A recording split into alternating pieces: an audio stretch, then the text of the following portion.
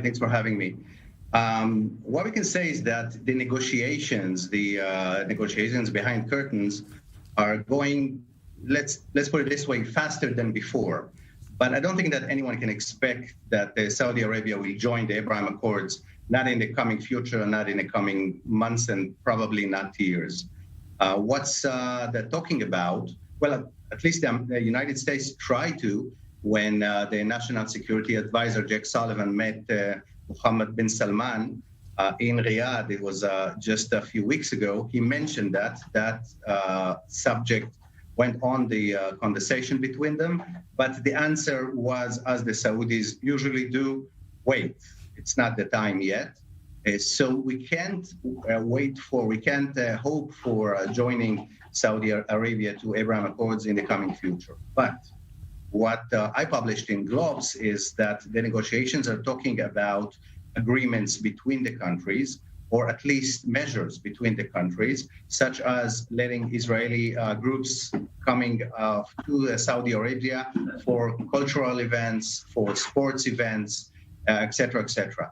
And there's one more issue, one more area, which is the economical one, that companies from Saudi Arabia and Israeli companies might have an option to deal one with each other directly and not via third part, as happening now through Bahrain or through the UAE that signed, of course, the Abraham Accords with Israel. Now we've seen such tangible progress with the UAE, with Bahrain recently now, Morocco. There's been a lot of progress on the ground.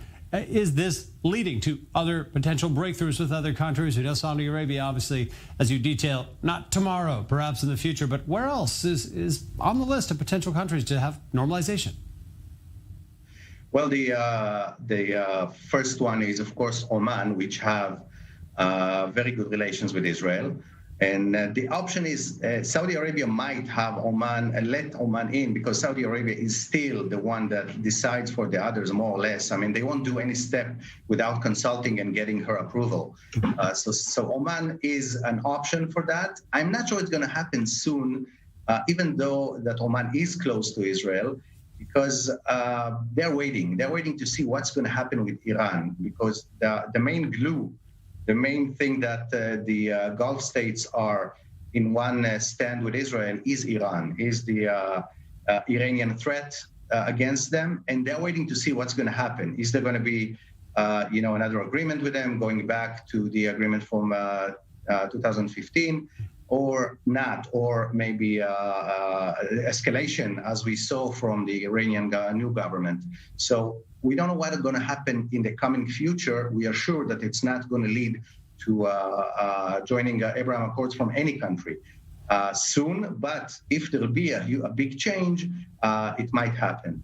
I can say that Kuwait is another country that is in the list, and informal connection we know that Israel have is with Qatar, of course, in relation to the Palestinians, the aid to Gaza, etc. So there are conversations all the time, there are negotiations all the time behind the curtains with all these countries. The question is if they're going to join the Abraham Accords in the coming future, and the answer is not in the coming. Thanks for the brief here. Story for us to follow closely, nonetheless. Danny Zaken.